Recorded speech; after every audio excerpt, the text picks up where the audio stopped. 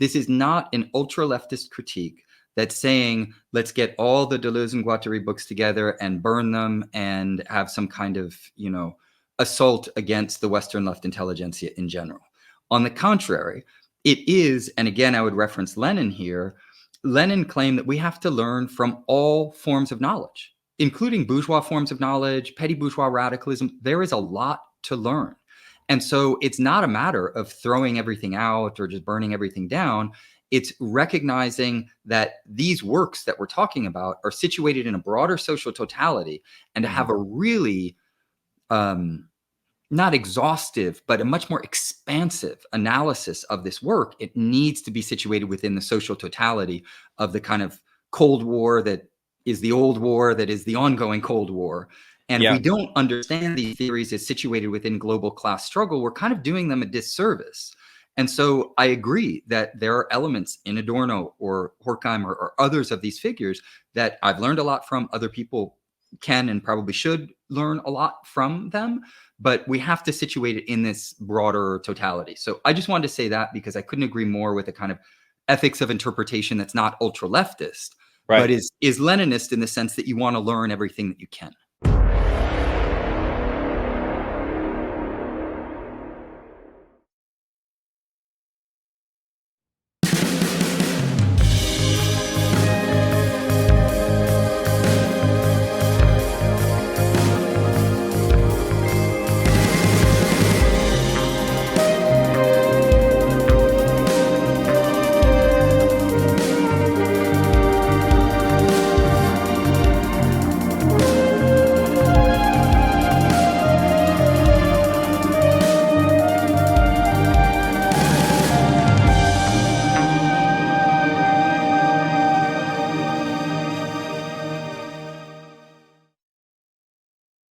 Welcome back, friends and comrades. I'm very pleased to welcome Gabriel Rockhill for the first time to Emancipations Podcast. Gabriel, welcome. How are you?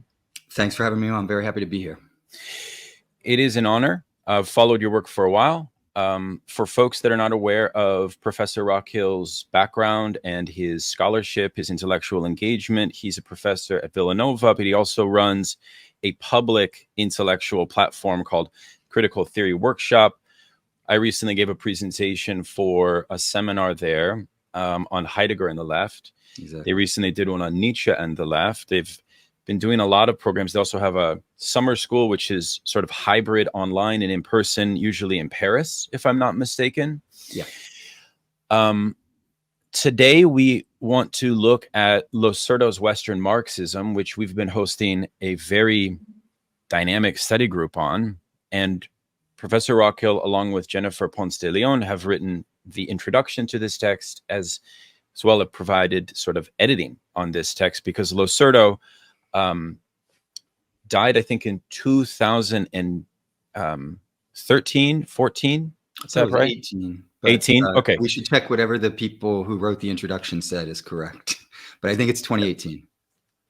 Yeah, it's a very tragic situation. And, we in the Anglo world are beneficiaries of receiving posthumous translations of Losurdo, but there is still so much that we don't have from Domenico Losurdo's corpus, including his work on Gramsci. We don't have it in English. His work on Immanuel Kant, we don't have. And Western Marxism, the text we're talking about today, which you can see here, published by Monthly Review, has just recently come out.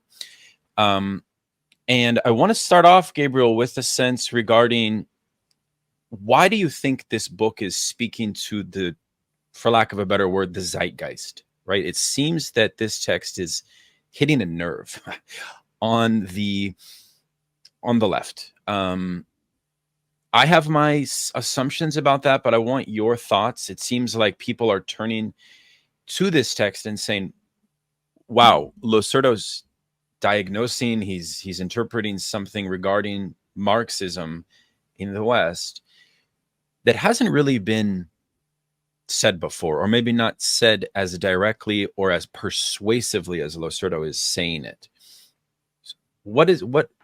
How do you understand the radicalism, but also the relevance of this text right now? Yeah, I think in many ways the text, I mean, obviously it's entitled Western Marxism, but it's really engaging with the Western left intelligentsia, because some of the figures that he engages with aren't self-declared Marxists. In fact, many of them are self-declared anti-Marxists. And so the spectrum of analysis is arguably a lot broader than even the book says.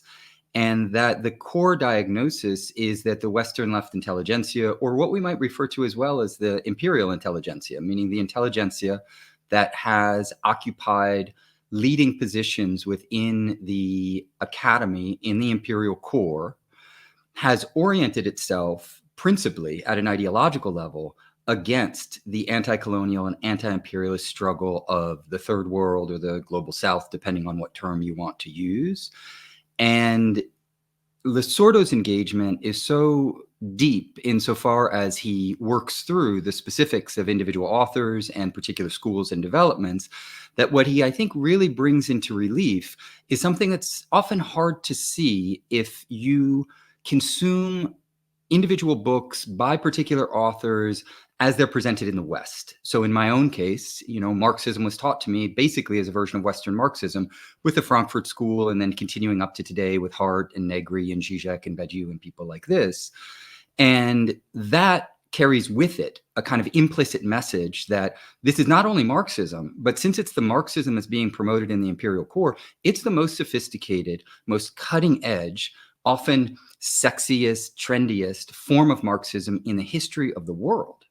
And what Losurdo's giving us, we can borrow his subtitle to his excellent book on liberalism, is a counter-history of the Western left intelligentsia, or a counter-history of Western Marxism more specifically, because he's revealing that there's an ideological bedrock that most all of these figures share. There are slight disagreements, but they're almost all opposed in various ways to the anti-colonial and anti-imperialist revolutions that have principally been driven by Marxism around the world. So they're giving us a Marxism in theory that's actually opposed to Marxism in practice.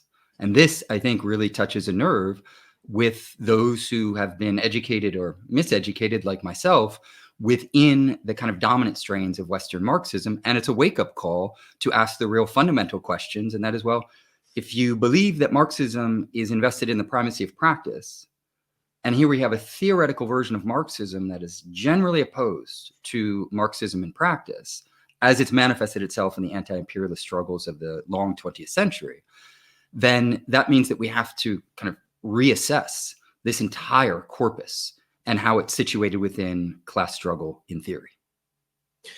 Yeah, that's very powerful. And Gabriel just mentioned that you were miseducated. I think we all have the premonition or the sense of that.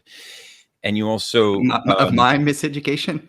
No, of which I agree with. I just say that in jest. No, I didn't mean it like knowledge. That. But but of some kind of collective miseducation regarding the history of our struggles, but regarding the meaning of Marxism. And one of the things that Losurdo will say is that Western Marxism is born at a particular moment, and that's actually leading to my second question. If you could just give us a sense of the birth of Western Marxism. Of course, its birth is the First World War, followed by 1917 in Russia and the Bolshevik Revolution, which Lenin refers to as opening up the floodgates for a form of liberation across the colonies that would be pushing off the shackles of slavery that still existed in those domains, in those regions, mostly in the East.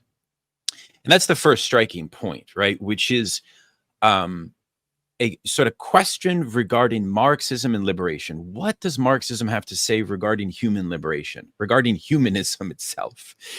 Becomes the site of a profound philosophical question and debate, which splits what Losurdo calls the two Marxisms.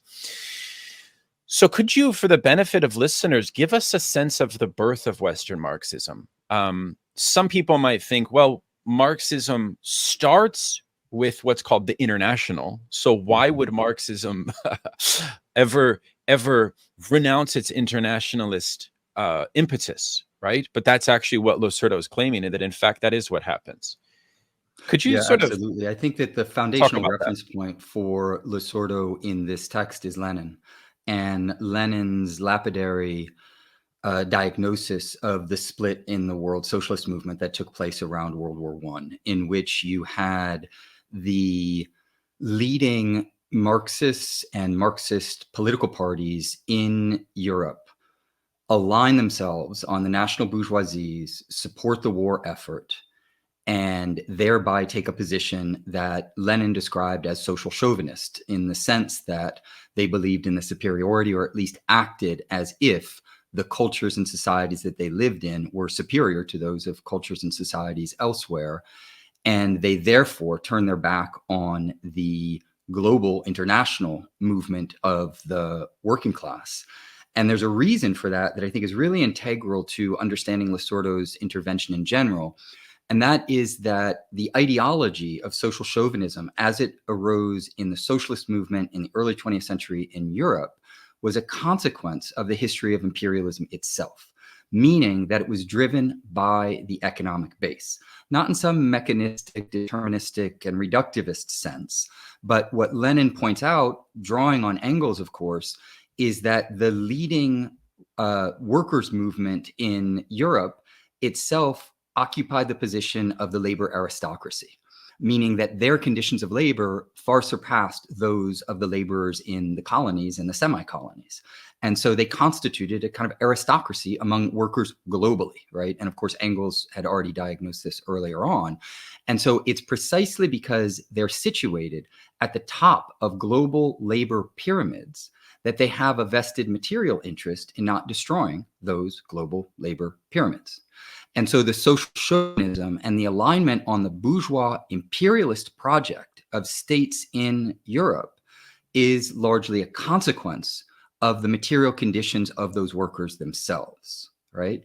Now, the position that Lenin took, and this leads to the opposition between Western and Eastern Marxism, was one of, I mean, obviously Lenin was born in Russia, but then he was largely educated in the West and was an incredible, towering intellectual because he sucked up and absorbed so much of the bourgeois intellectual culture of the European world.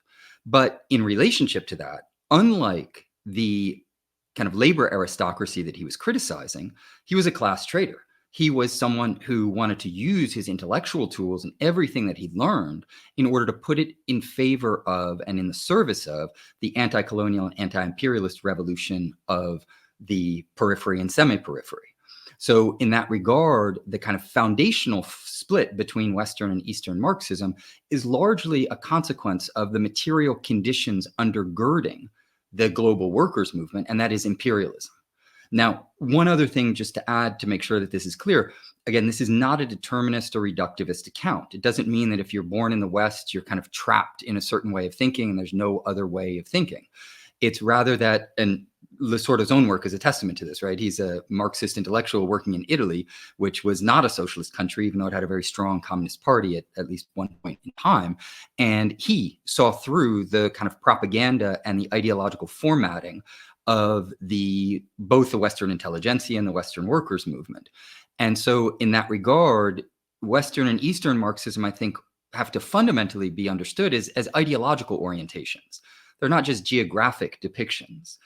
It does so happen that in the East, given the centuries of capitalist underdevelopment of the colonies and semi-colonies, there's a material interest on the part of the peoples there to abolish imperialism, right? So there is an ideological orientation that's driven by the economic base, but we need to account for levels of political consciousness and subjectivity, right? These aren't just simplistic kind of mechanical forces that are driving the world by any extent of the imagination. But the other thing I wanted to touch on, Daniel, that was a really important point that you raised, and that is the issue of humanism. And this is a theme that you find throughout a lot of Losurdo's other work. If people haven't read Class Struggle, I'd strongly recommend it because it's very prevalent there, but also in some of his other works, where he understands the Marxist project as a humanist project, but not in terms of the humanism that's often been identified with the history of Trotskyism or certain social democratic forms of Marxism. He says that Marxism is humanist because it's never simply been about alleviating people from exploitation and super exploitation. It has always simultaneously been about a fight against oppression. And oppression takes many different forms: racialized oppression, oppression of national minorities, oppression of women. We could add, in a kind of more contemporary vein, oppression of queer and trans people, etc. Right? So there's lots of forms that this takes. But one of the things that's essential for anti-imperialist and anti-colonial Marxism is it's not just a fight against imperialism and the super exploitation of the global South for the profits of the global North. It's also a very explicit and very direct fight against the forms of racism and social chauvinism that attempt to, preserve a particular world order in which the super exploited of the world are the yellow people, the black people, the brown people. They are the historical victims of imperialism. And so both of those fights go hand in hand, because the ultimate project is one of universal human liberation, not the liberation of workers in Europe or white people or anything like that. It's universal in this strong kind of Hegelian sense that you alluded to briefly in passing.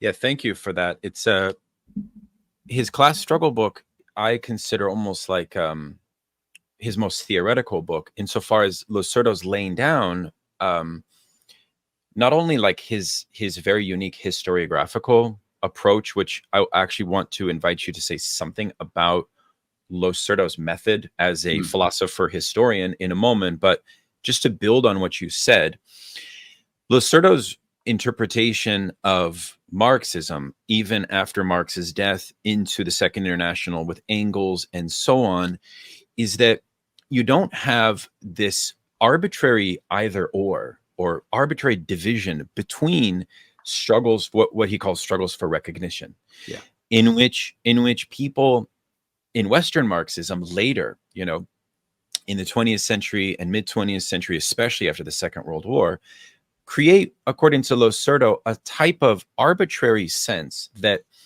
and they're very much inspired by a certain left Nietzscheanism here. You see this with Adorno, that actually Marxism could historically be understood as simply a demand for a better quality of life or something like this, or some kind of purely economistic theory. Exactly. When in reality, Marx himself always understood the multiplicity of class struggles in the plural. Exactly. And that the struggle, for example, August Bebel writes Women Under Socialism, right? And the status of the oppression of women was not qualified or prioritized in a hierarchy over the ending of wage slavery. And even the fact that wage labor was considered a form of some mutation in slavery, or a type of bondage that necessitated a liberation, a recognition struggle, not a mere legalistic bourgeois form of better living. You see my point? Was always at the heart of Marx's understanding of freedom and liberation. Mm-hmm.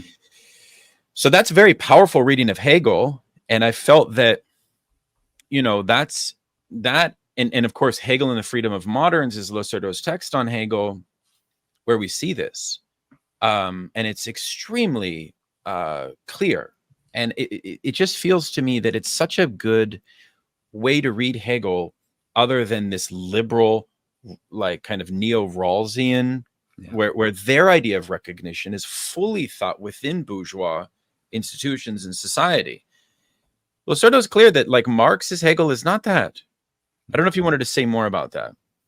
Well, there's a lot in what you outlined, but I agree with everything that you said. Maybe just starting from the top, I do think that Losurdo's methodology is aligned with the principle that history is too important to be left to the historians, meaning that philosophically, he's able to grasp the kind of bigger stakes of the broad history of class struggle in theory and in practice over the last 200 years, because that's what he mainly focuses on, and that he wants to bring that to the fore.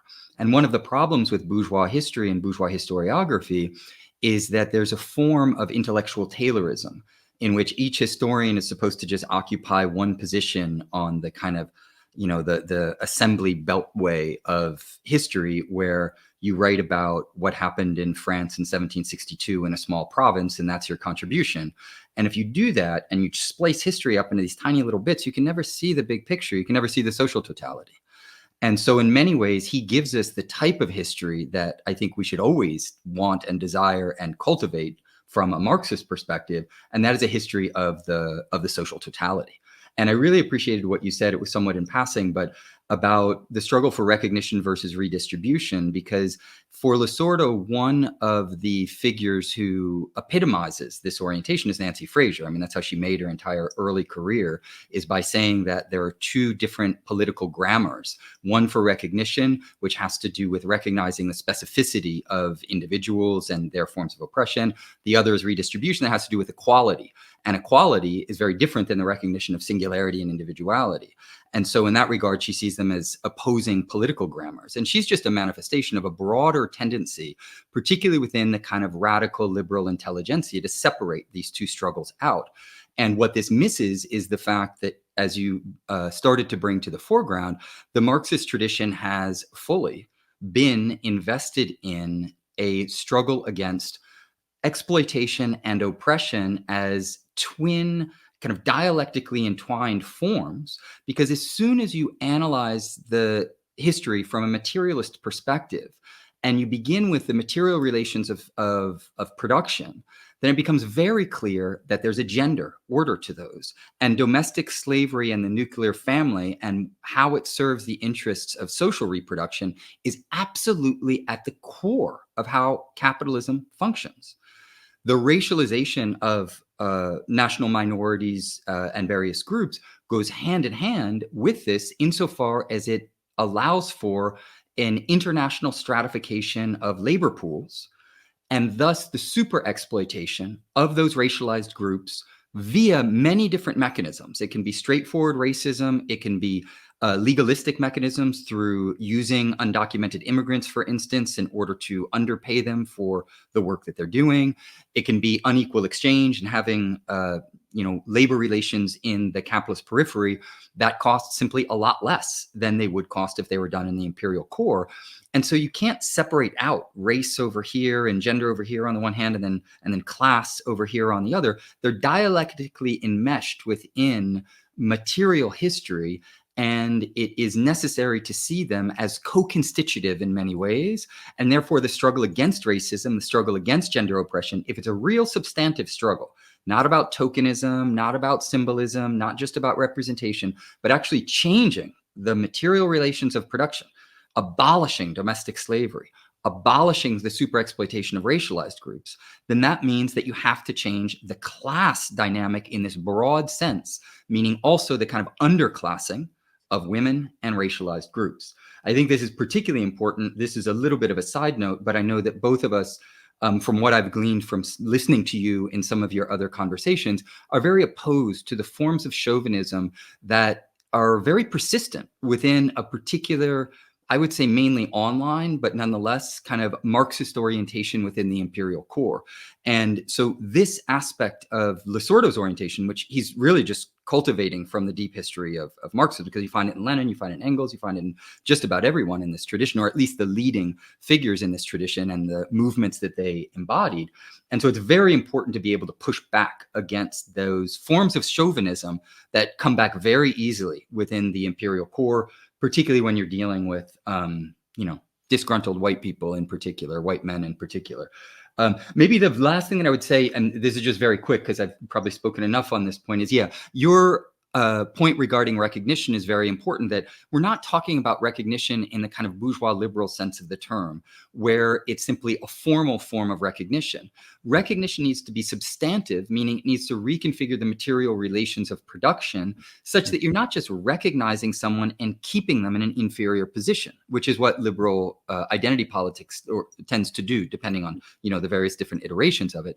But you have to change those material relations in order to truly address the issue of recognition. So it's a much more substantive understanding, recognizing someone as a full human being with dignity as a human being, regardless of gender, race, sexual preference, et cetera, et cetera.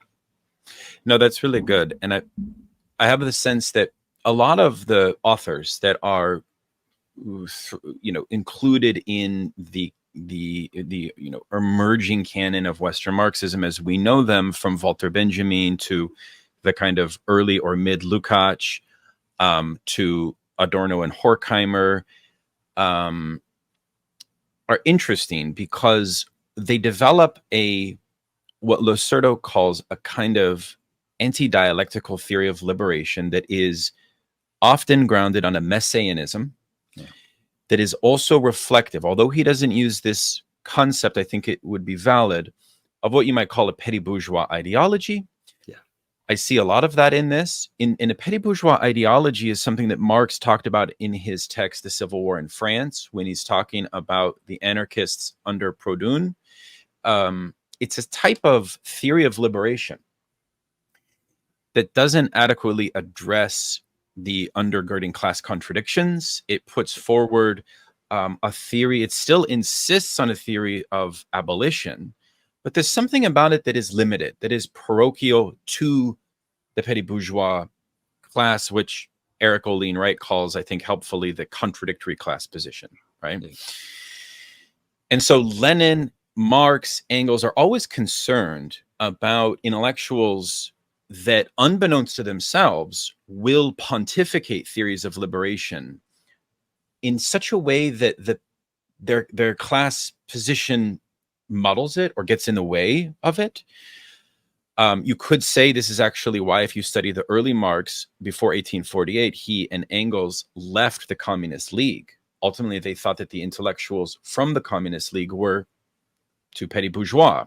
They were not, according to Lukács, aligned with the proletarian standpoint. So I want to ask you a little bit about that. Have you thought about petty bourgeois ideology? Now, I know a lot of anti-Marxists will critique Marxists for saying, oh, well, one person's version of petty bourgeois ideology is, it becomes confusing and so on. But I think that it actually has a lot of merit as a explanation. Do you agree? And if so, how might you kind of theorize that for us in understanding, Western Marxism itself? Yeah, I agree fully that one way of understanding Losurdo's intervention is it's a critique of the petty bourgeois radicalism that is rampant within the imperial core. And by petty bourgeois, well, first let's start just with the petty bourgeoisie, because of course when Marx and Engels were writing, we're talking about small shop owners and things like this. So it's a different form. In the contemporary era, I think that the petty bourgeoisie is primarily, it's the professional managerial class stratum. It's the journalists and the professors and the lawyers and the doctors who also are not just the petty bourgeoisie, but more explicitly the imperial petty bourgeoisie, right? These are the people who are situated at the very top of these global labor pyramids that I was talking about. And so it's very different to be, if you're a professor in the US versus you're a professor in Argentina or in Mexico or something like this.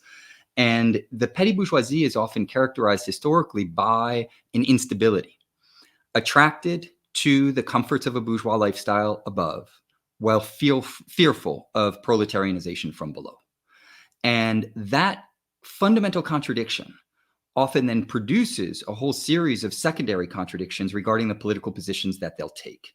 And one of the most rampant stances that the petty bourgeois radicals in the imperial core will take is that they will want to be on the side of, or appear to be on the side of, radical uprisings and revolts, and they will support sometimes forms of resistance up to a certain point.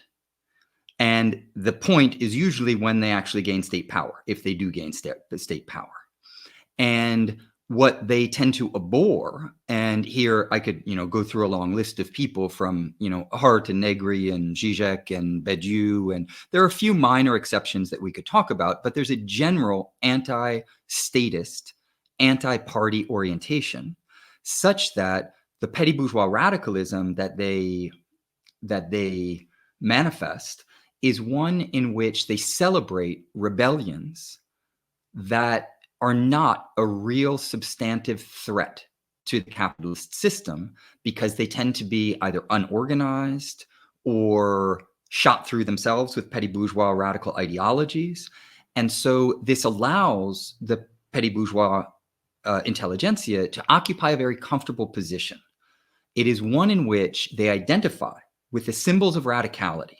They'll wave red flags. They'll talk about themselves as communists, maybe the only true communists, the only true radicals, etc.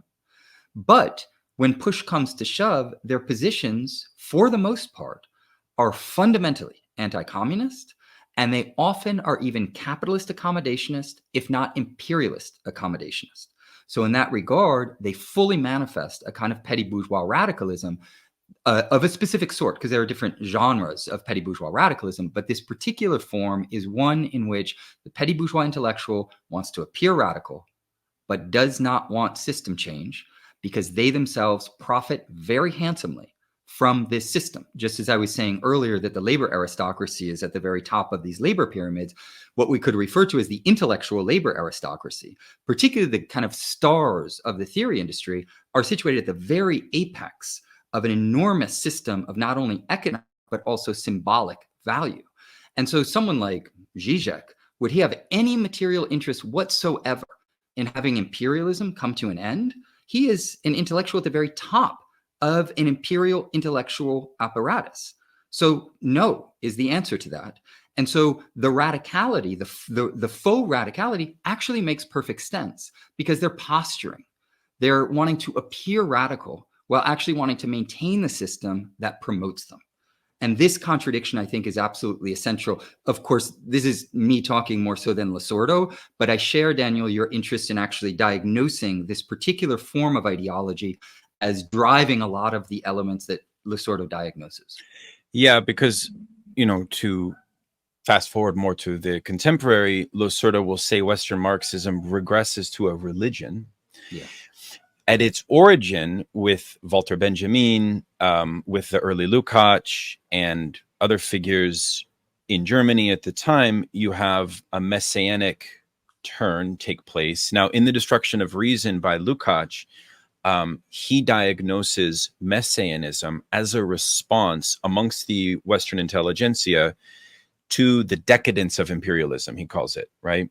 And he's not using decadence in a Nietzschean sense. He's using decadence as a fragmentation of the bourgeoisie's world outlook or worldview or Weltanschauung. Yeah. And so the petty bourgeois radical has a very difficult time forging an adequate confrontation with bourgeoisie in the imperialist period. And that actually is, I think, extremely important to understand how Losurdo is periodizing imperialism. I think that it's mostly reliant on Lenin's theory of imperialism, the stage of imperialism. Although, obviously, with Frankfurt School and other thinkers, they will develop political economic theories that move past Lenin.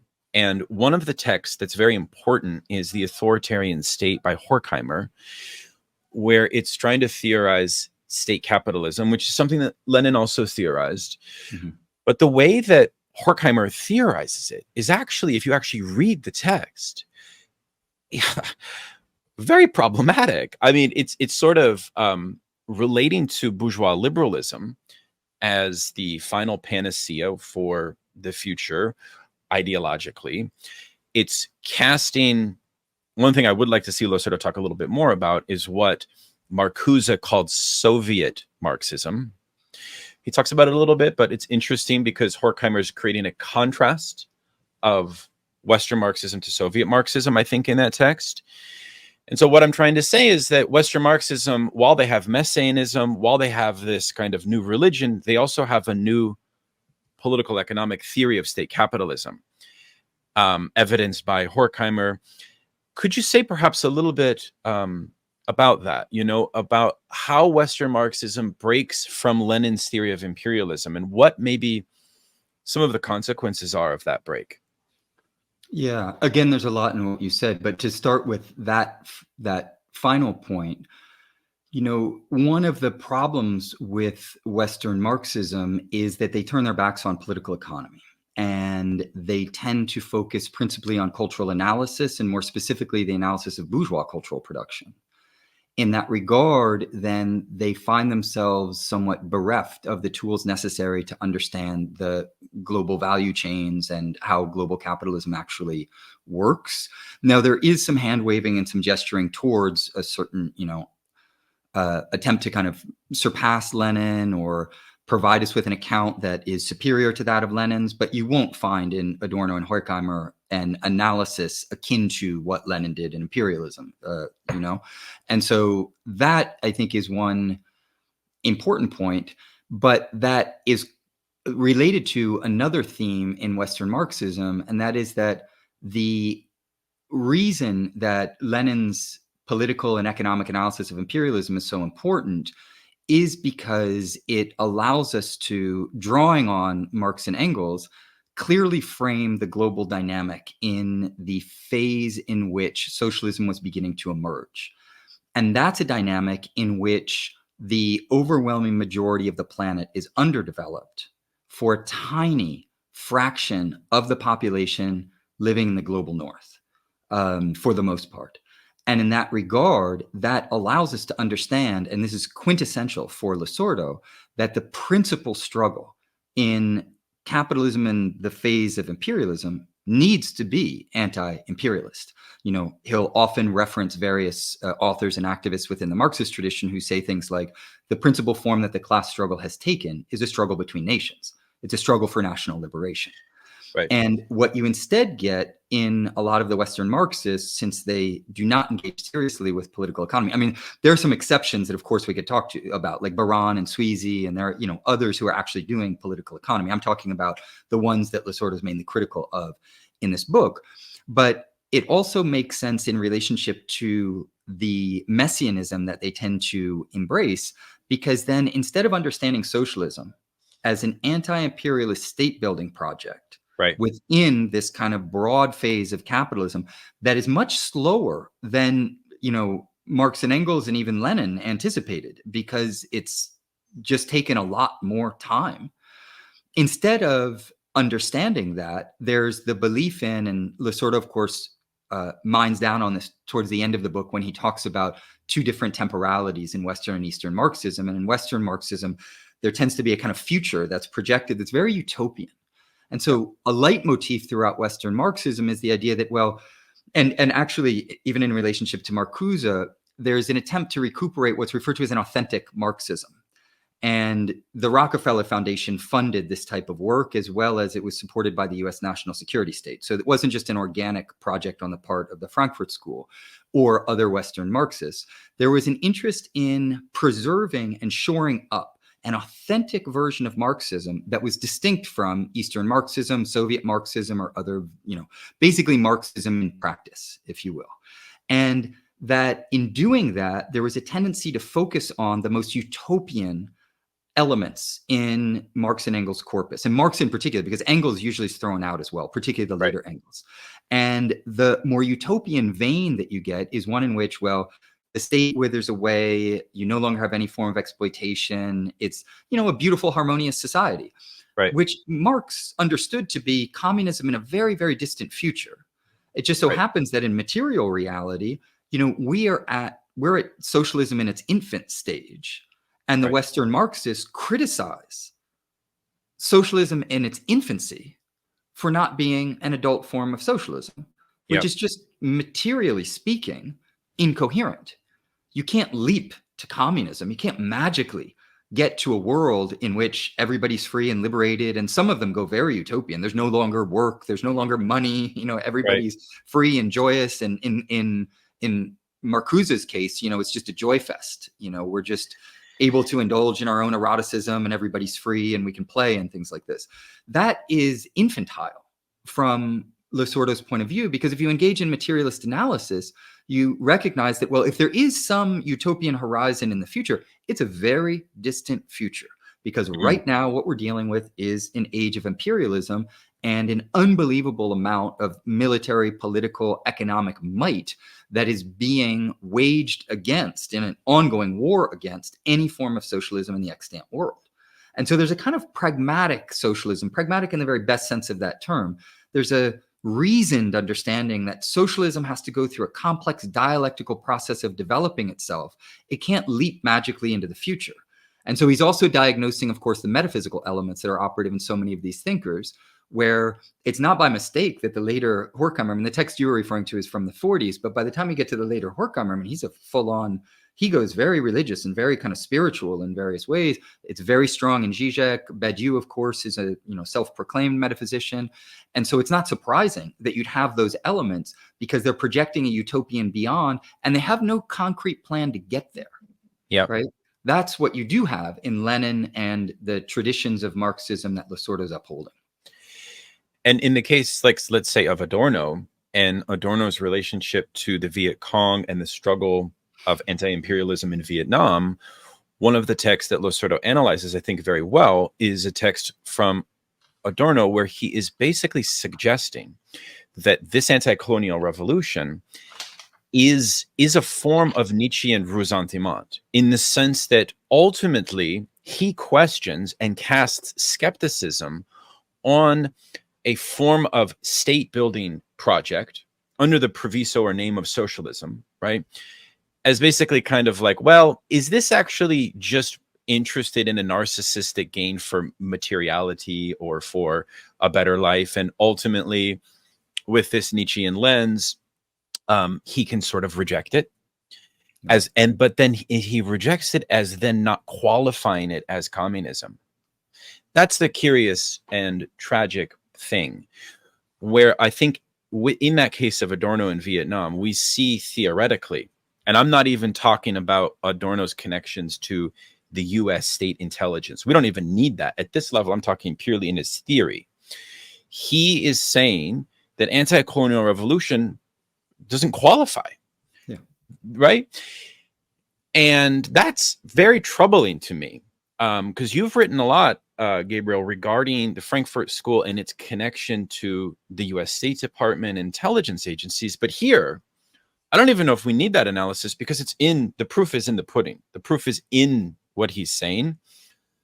Your thoughts on that, and especially with Vietnam, because ultimately once the USSR becomes a force in the Cold War and we have this bipolar nation-state rivalry, Western Marxists will ignore, castigate, deny, and push off anti-colonial revolutions, most of them, as no longer socialistic or something, and that's very problematic. But I always knew it was problematic, but Losurdo gave me a way to really see it for the first time. Yeah.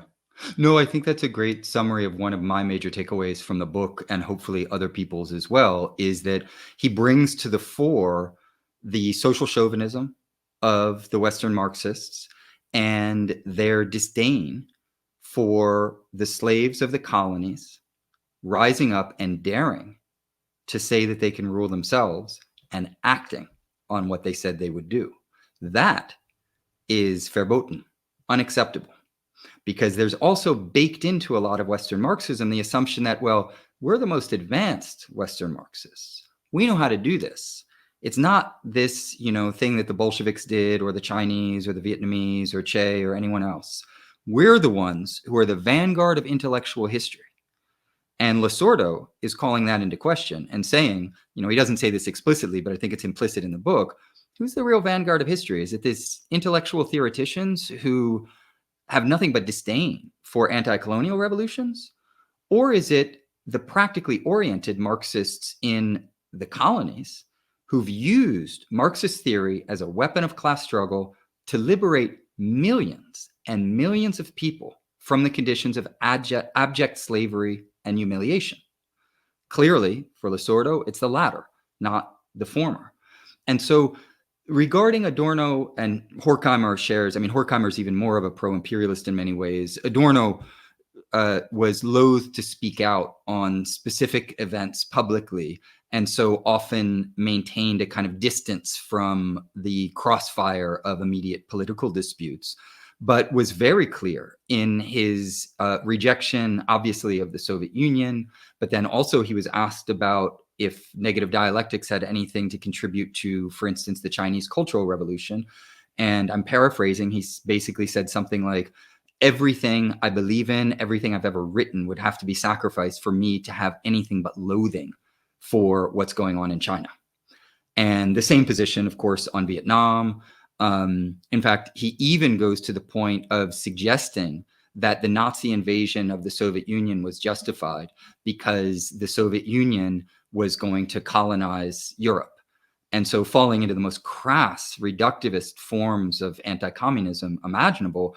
But it is important to connect that, just in relationship to some of the things that you framed, to the reasons that they were supported and promoted by the US national security state. You know, I've read the correspondence between Adorno and a CIA agent whom he had in his home and had meals with and collaborated with, but also with the capitalist ruling class who is behind all of this. And so one of the elements that, and this is me more drawing on Losurdo's work to continue to push it, I think, in the right direction, and that is we also need a political economy of knowledge production and a political economy of the Western left intelligentsia and Western Marxism more specifically. And the Rockefellers and the Fords, these are some of the leading robber barons in the history of US capitalism, not only supported the Frankfurt School very explicitly and repeatedly, they, in their internal documents, identified them as doing the type of intellectual work that they wanted to support in their soft power efforts to wage an international war against the communist left and in favor of the non-communist left. So I think that we have to see, like, you're absolutely right that Adorno and a lot of these other figures, they are anti-imperialists, right? And it doesn't take a genius to figure out that the negation of the negation in this very simple case means that they're imperialist Marxists, right? They actually support imperialism if they're against the struggle against imperialism.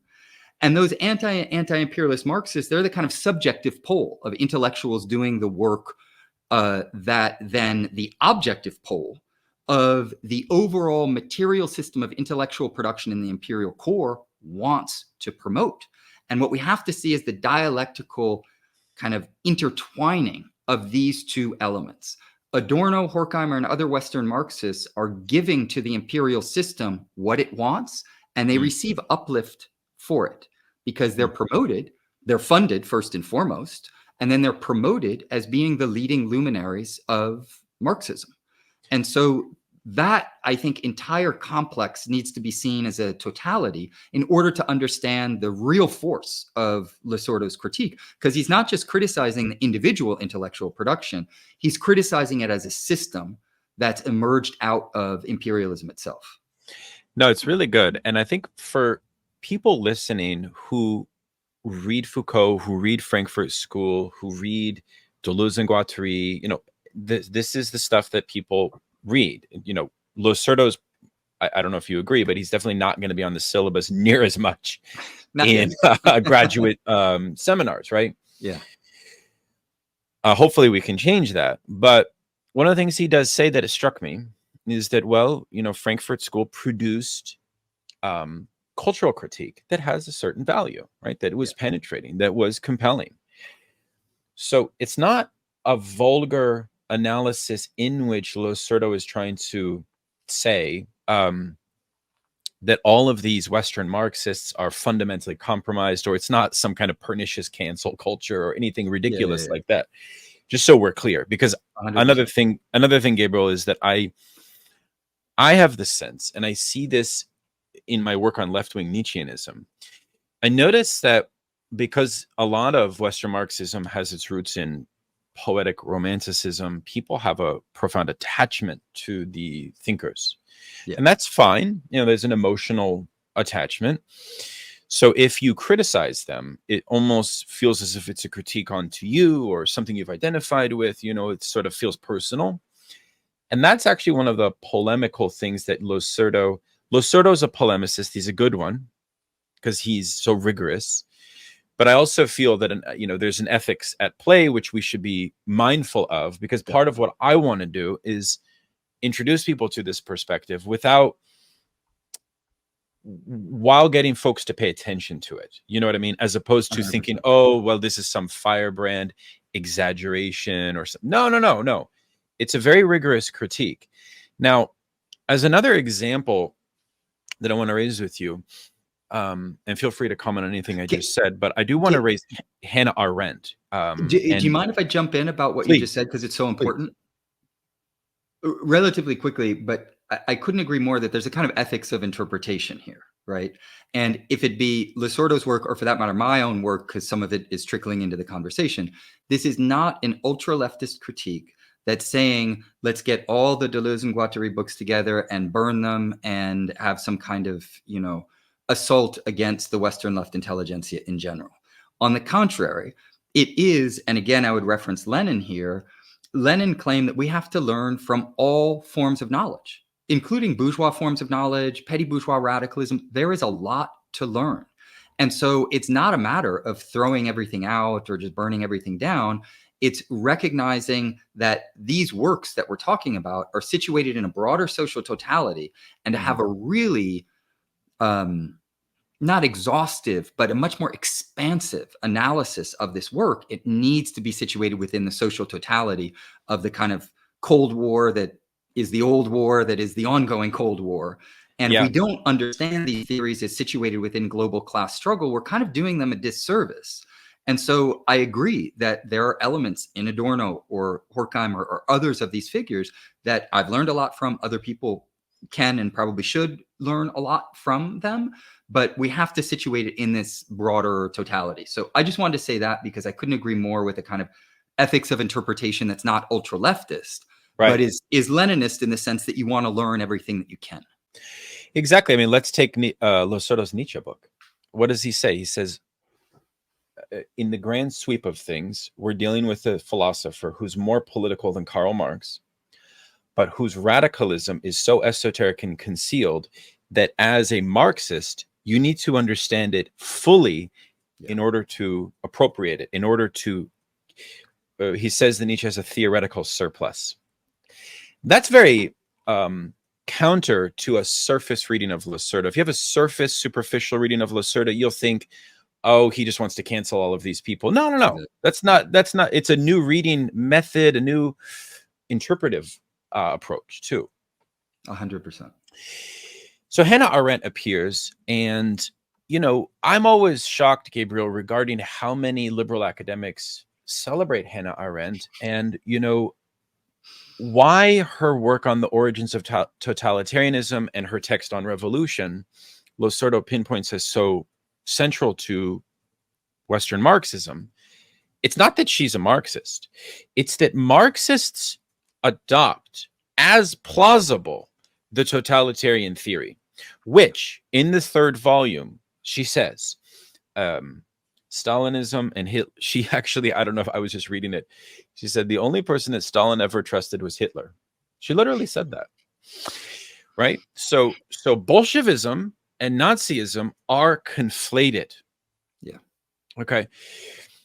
Now, to us now, this is ludicrous and so on. However, the level at which even Hart and Negri lean on her framework in the Empire series, the so-called most famous communist text of the 2000s up until recent times, let's say for the first decade of the 2000s, is startling.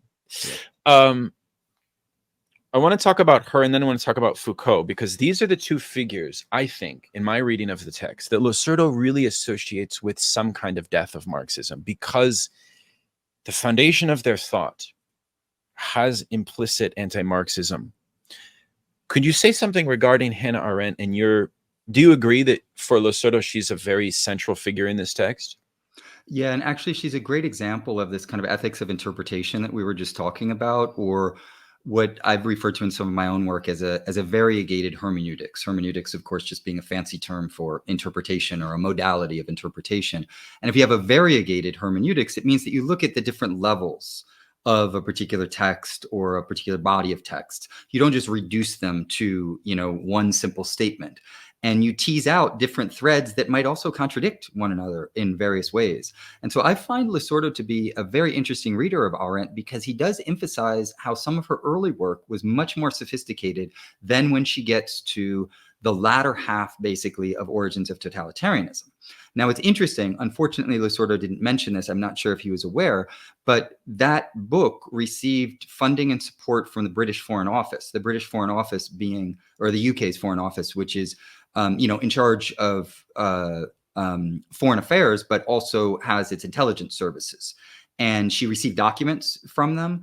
And then she also had a very close ties with the American Congress for Cultural Freedom, which was a CIA front organization. And the CIA agent who was involved in funding the Congress for Cultural Freedom, Tom Braden, was shown a list of the people who had signed basically a public statement saying they never knew that the CIA was involved in any of these things, including Hannah Arendt. And he immediately laughed and scoffed at the letter and said, well, of course they all knew. So one element in the history of Arendt's work that really needs to be brought to the fore, and I'm doing this in some of my own research, is that she became someone who, she kind of took the social elevator that was provided to her by the Rockefeller Foundation and the Rockefeller interests, the US national security state, and their various cutouts, in order to become one of the most prominent intellectuals in the circles of the New York intellectuals, who all had very close ties to the US national security state. And in doing that, particularly in the post-war era, she then drifted clearly to the right, and is an example of a phenomenon that's very widespread. You see it in Zizek's work, for instance, where you get imperial uplift segues with rightward drift. The further you move to the right, the more visibility you're going to get, right? It's the same thing with online culture, for that matter, right? If you want to become a big name YouTuber, drift to the right and your following will suddenly go up, because who owns the means of production and the means of communication?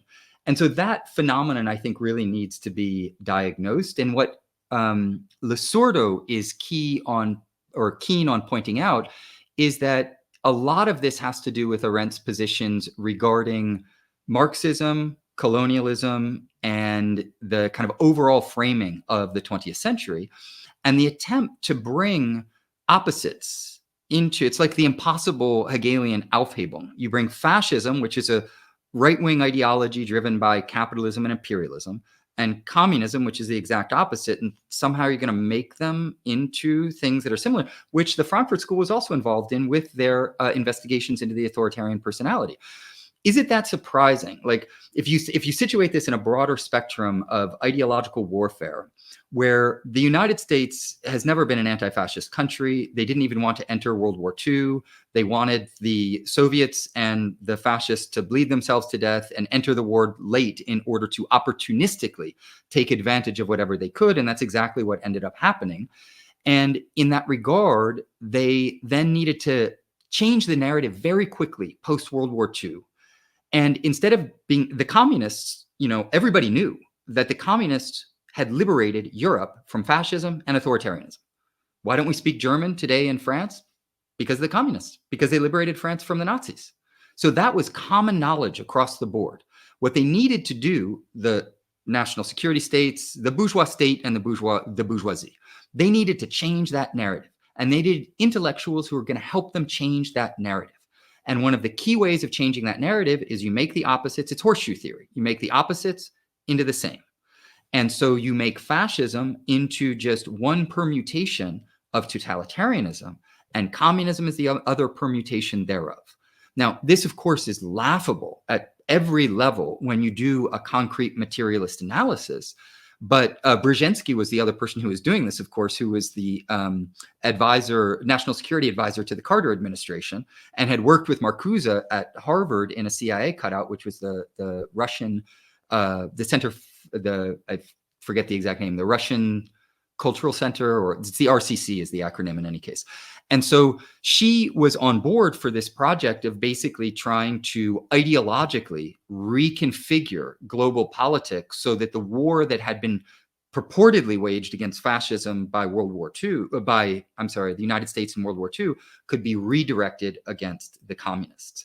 And she also, just as a side note, because Losurdo touches on this, because the racial and colonial questions are always in the forefront of Losurdo's mind. Yes. She was basically an apologist for segregation and was opposed to desegregation because it was using political means to intervene in the social world.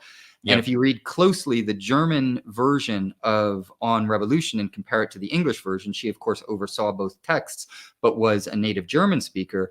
She very clearly is an apologist for slavery as the longstanding historical condition of possibility for politics prior to the emergence of technology, meaning that slavery took care of the labor question so that there could be an intellectual class that could discuss political issues and not be distracted by manual labor. Yep. Now, she kind of says this is just like, oh, well, everybody knows, but it's obviously partially a justification because politics is, for her, one of the highest values of human life. And so in that regard, she also has she's not only an anti-communist in all of her later work, but she's also a racist. And for Losurdo, that's important because they go hand in hand. Like historically, they've often gone hand in hand. Yeah. No, it's really good because she plays on that old, like, liberal 19th century distinction between classes and masses. And one way to think her theory of totalitarianism is a post-revolutionary society in which the revolution was led by the wrong class, namely the masses. So in that sense, we were just in our study group and somebody asked, well, is Hannah Arendt kind of Nietzschean? Because she has this, kind of hatred of the masses or of the plebs. It's a kind of anti-plebeian. Any revolution that would be a plebeian revolution or a proletarian revolution is not something that she's really in favor of. That's why she's opposed to the French Revolution, and she glorifies the American Revolution.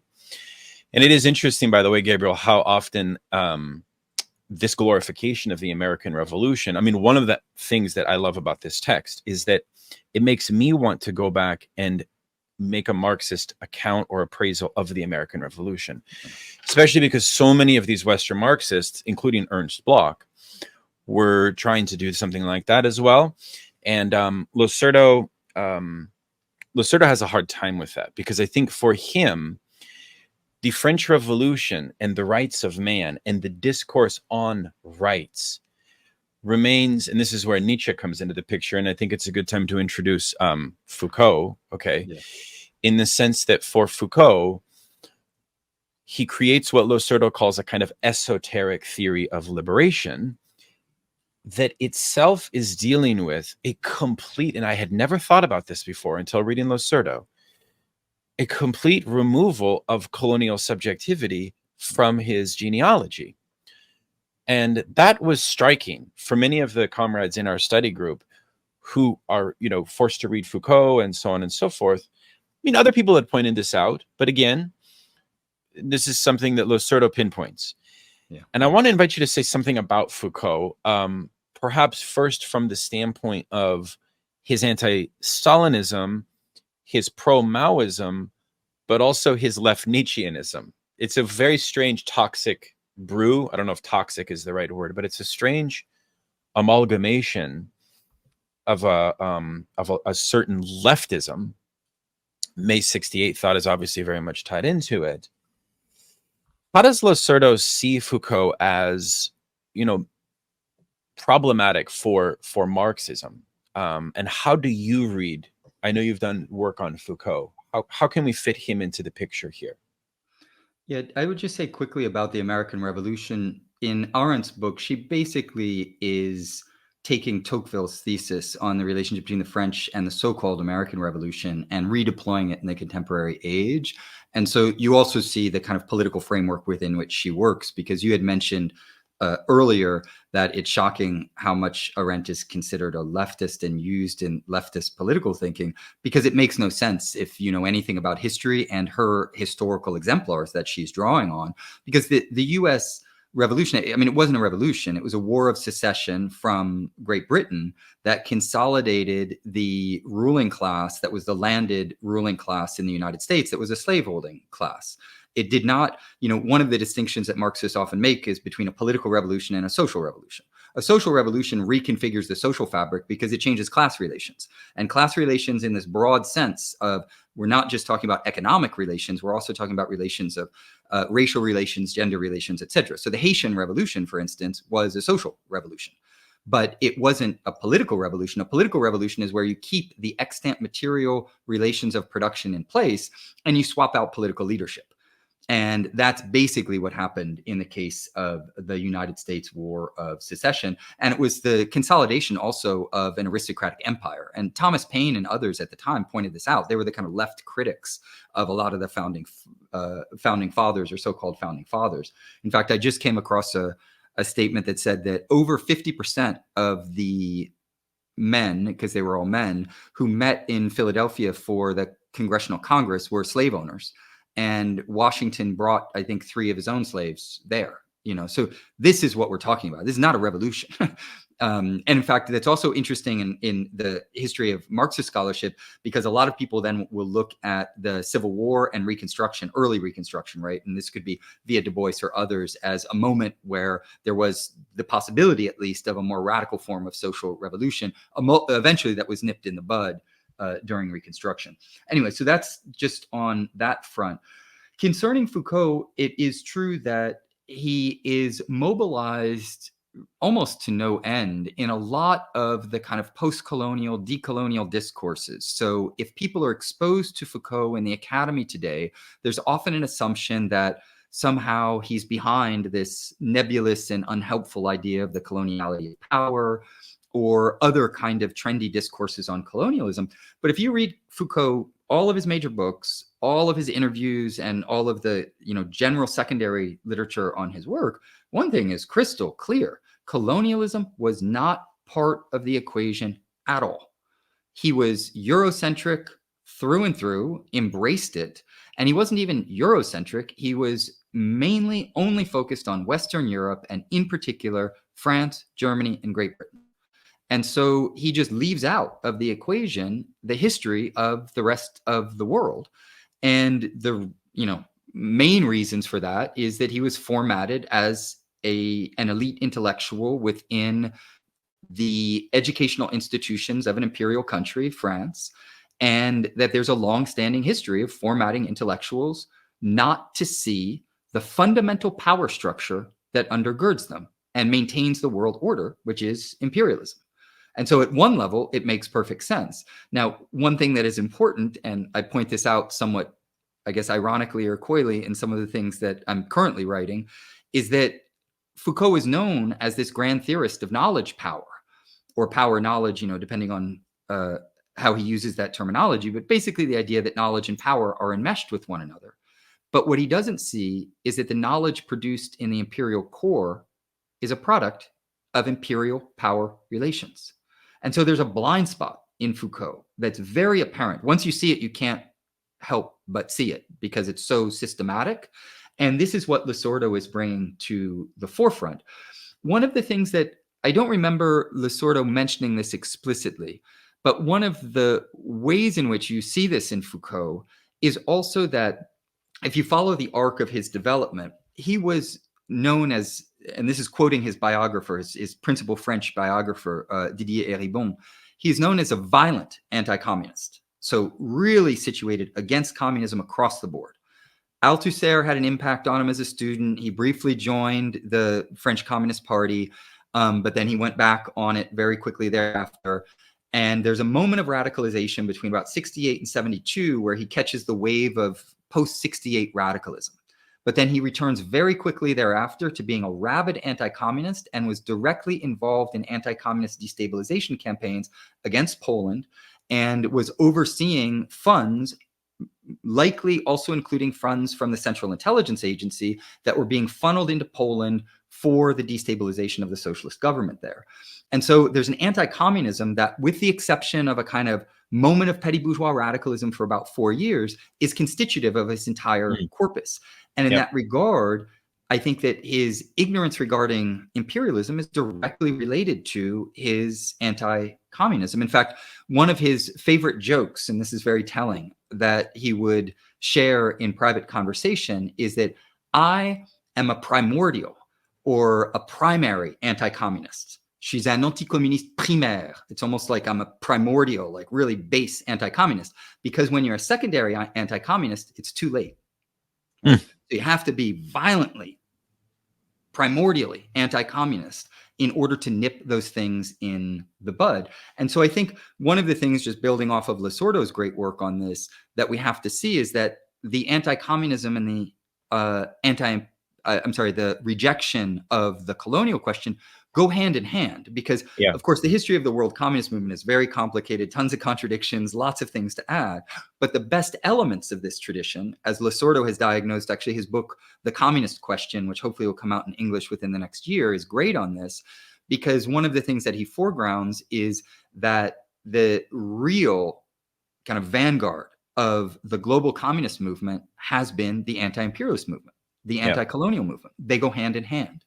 And so I just wanted to make sure that was clearly in focus in the case of someone like Foucault. Maybe a last thing that I'd say is Angela Davis and Joy James both have really great critiques of some of his writings on prison, where he, of course, just ignores the racial dynamic in the history of prisons and the imperial dynamic in the history of prisons, which is, you know, how can you possibly analyze the history of prisons without taking that seriously?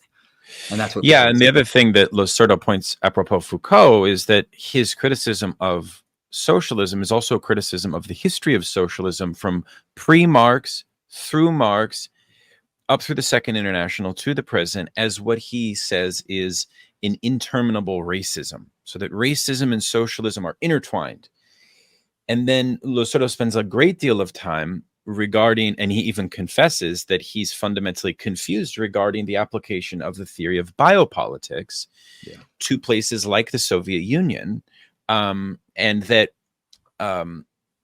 even basically Marxism is sort of accused, historical materialism is accused of a kind of inescapable racism, and that's very damaging, right? Not only is it theoretically flawed, but in the work of our practice to build solidarity and to build anti-imperialist Marxism, that concept is so fracturing, right? Yeah.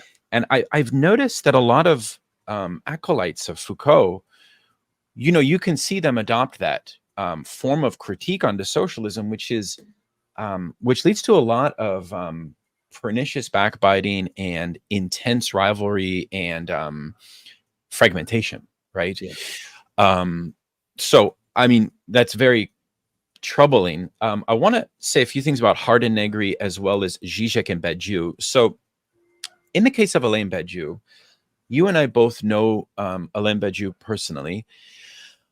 My sense is that of all of the Western Marxists, he's one of the more complicated ones, in the sense that, you know, unlike Zizek, I could never see Badiou being an out-and-out imperialist. Mm-hmm. What is Losurdo's criticism of Badiou, and do you find it compelling? Can you kind of give us an overview of it? And I know that you know a lot about Badiou. You've read all of his works, you've studied with him, and so on. How might we diagnose or assess? Because, you know, in short, Badiou develops a sort of, I mean, he calls it the organization politique, and it's this micro organization that works at kind of uniting the sans papier, the kind of those without papers in France. And, you know, it's done some interesting things, but in a strange way, after he writes Can Politics Be Thought in the early 90s, my sense of his praxis is that he's anti-party, right? Mm-hmm. And that he's sort of moving away. So he falls into a messianic communism to some extent with the, you know, later elaboration of the communist hypothesis that is difficult to work with, difficult to operationalize. I mean, his comments on the gilets jaunes, the yellow vests, mm-hmm. are a case in point. Help us navigate Losurdo's criticism of Badiou, and do you share it? Yeah, maybe just quickly on Foucault, racism, and socialism. I think that this is a classic case of projection, because given what I just said about Foucault a moment ago, and Losurdo says as well, if there's racism, it's to be found in Foucault's own work, insofar as he's a social chauvinist who really just focuses on, you know, the winners of history and the most important people in history, and just ignores the racialized minorities in the imperial periphery. And that is part of an attempt to denigrate Marxism itself and actually existing socialism as somehow being a racist project, when in fact, if you know anything about these projects, and the Soviet Union is a great example of it, these were projects where the freedom and the right to self-determination of nations was absolutely central. And nations was the terminology that was used because we're talking about material realities of people with a lived and shared culture, language, etc. Whereas race is an ideological product that is used in order to then compartmentalize people because it doesn't exist in the real world. And so the struggle for national self-determination is a struggle for racial self-determination. That's what it is. That's how it was understood. And so to go after that as being quintessentially racist while ignoring its contributions to anti-colonial, anti-racist struggles is the epitome of a kind of imperial racist mindset. Regarding Hart, Negri, Badiou, Zizek, and people like this, you know, it is very important to come back to something we were talking about earlier, to engage in a variegated hermeneutics and look at different positions and see how these figures have evolved and changed over time. There is, though, an overwhelming consensus, and this comes out very clearly in the 3 edited volumes, The Idea of Communism, which Badiou and Zizek were involved in, but then also Hart, Negri, Balibar, Rancière, and a lot of other people. And the center of gravity of those books is just, I'll use them as just a stand-in because there's so much work that we're talking about, is that the idea of communism transcends actually existing capitalism and actually existing socialism. So the true idea is this pure idea that can't be reduced to anything that the world has produced that is a socialist state-building project. In that regard, the new idea of communism, supposedly, is actually a very old idea because Engels already diagnosed it in the late 19th century. It's called utopian socialism. It's projecting an idea of socialism divorced from the material struggle to build socialism in the actual world. And Badiou's position in all of this is such that, on the one hand, he has had some words of praise for the early Bolsheviks, and particularly for the Chinese Cultural Revolution for a specific amount of time. Now, not unlike some other Western Marxists, Trotskyists come to mind, for example. There can often be these kind of golden moments or these elements that we want to uplift as, well, this was real socialism, like Lenin for 1 year or Lenin until Stalin came about or something along these lines. And you kind of pick your privileged moments in history and then you condemn everything else. And let me just read a quote from Badiou for you just to clarify what I mean that condemning means. He said, "The failure of all socialist and communist experiences in the last century, meaning the 20th century, had as its consequence that we do not have today a great and clear idea of another world." Foucault said the exact same thing, actually. All socialist projects are to be condemned across the board. And then Foucault goes through the list of them: Vietnam, Cuba, China, etc. All of them are to be condemned. And so in Foucault, you don't get a utopian and messianic idea of communism to come. But in Badiou and Zizek and some of these other figures, you do. And then when they actually spell out what communism is in the real world, because I agree, and I should add this, that Badiou is a great critic. He's a great polemicist. I'm very happy that he intervenes in French political discourse very forcefully. He's an excellent public speaker, and he can make fundamental Marxist points and has been a great critic of certain forms of imperialism. Right? He went after Jean-Luc Nancy for supporting the NATO intervention in Libya, for instance, very poignantly. So as far as his polemics go, his criticisms of capitalist ideology, some of them are very powerful. I support them fully.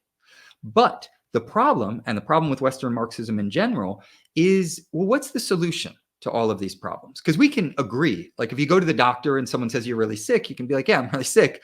But then the doctor says, well, I don't know the cure. Or they say the cure is this messianic thing that might fall from the sky if you just keep thinking about it.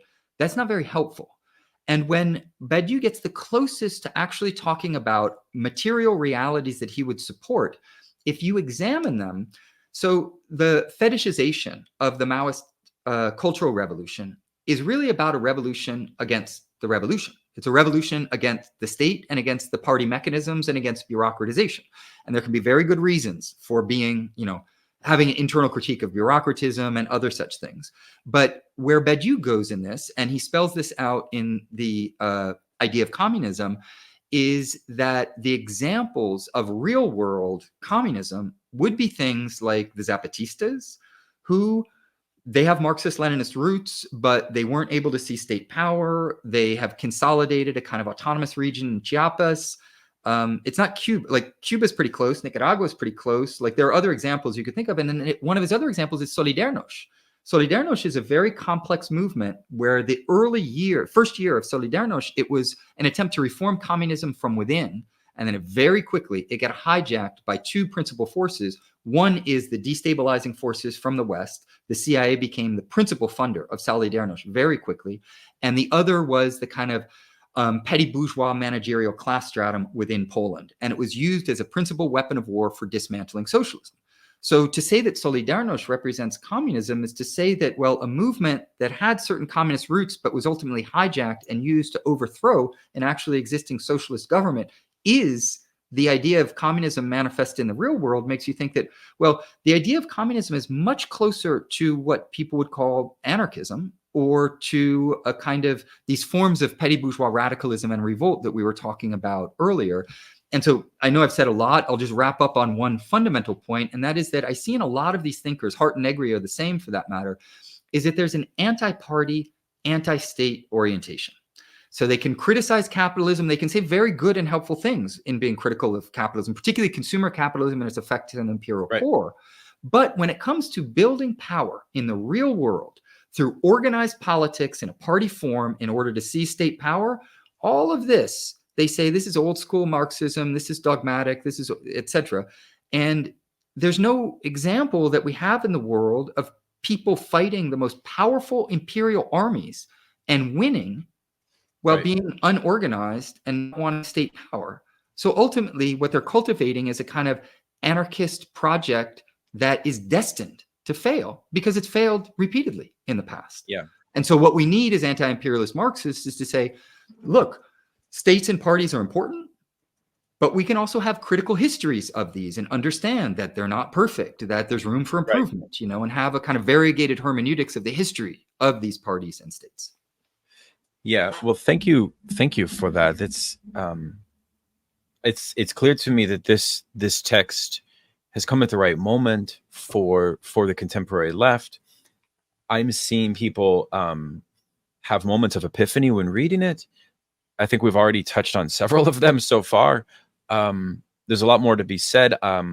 We're limited on time, and I just want to thank you for coming on my show. And I want to invite you to have maybe like a follow-up with our group in the future where we, once we're finished with the text, maybe could brainstorm with you some more of these practical questions, because again, this is rich material. Yeah. Every citation should be tracked down, thought through, kind of like it's a great bibliography. Yeah. You know, a lot of the texts that he's referencing, by the way, in Western Marxism are texts that you won't see on syllabi, in part, in my view, Gabriel, because a lot of them are kind of, they reveal the truth of Western Marxism, like Horkheimer's authoritarian state. Yeah. Boy, it's terrible. Or Agamben's support for Levinas's theory, which also, like Arendt, by the way, we didn't mention, seeks this conflation between Marxism and Nazism. Just crazy stuff like that. And here Agamben is sort of celebrating it, yeah?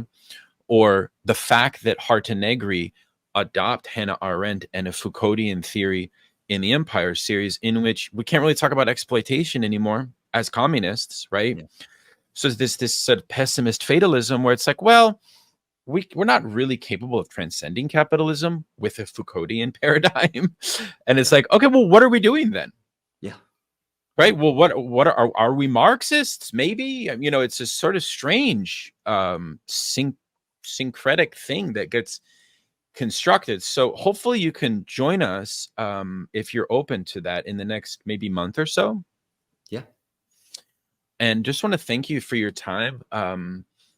And maybe in closing with just a minute or so, would you mind sharing with our listeners a little bit about some of your current research? I think people would be interested in that. You've already hinted at a few things, but would you mind telling us about what you're up to right now? Yeah, well, first and foremost, I want to say thank you for having me on. Thank you for doing the book club. And also thank you for the platform that you've developed, because it's a really important opportunity to engage political education and move things in a direction that's more autonomous, I guess, than the direction that the Imperial Academy generally drives people. And so kudos, keep up the great work. And I'd be happy to come back and have a discussion with the group who's doing the book club. Regarding my own work, I am currently completing a trilogy for Monthly Review Press entitled The Intellectual World War, Marxism versus the Imperial Theory Industry. And the first volume is Who Paid the Pipers of Western Marxism? And I literally just finished it, so it'll probably be out next year. The second volume is French Theory Made in USA. And the third is the Radical Theory's Infantile Disorder. So they're vaguely chronological, but it is an attempt to provide a political economy of knowledge production within the imperial core and to really diagnose the limitations of the Western left intelligentsia over and against, because ultimately it's driven by a positive project that's the same positive project that Losurdo has, because I believe in collective scholarship and a collective program. And that program is anti-imperialist Marxism, or Marxism that isn't only Marxism in theory, it's Marxism in practice. The last project that I'd mentioned, actually, it's also someone who you know as well, and who you have had on your show, is Émeric Monville. And I did a book of dialogues in French entitled Requiem for French Theory.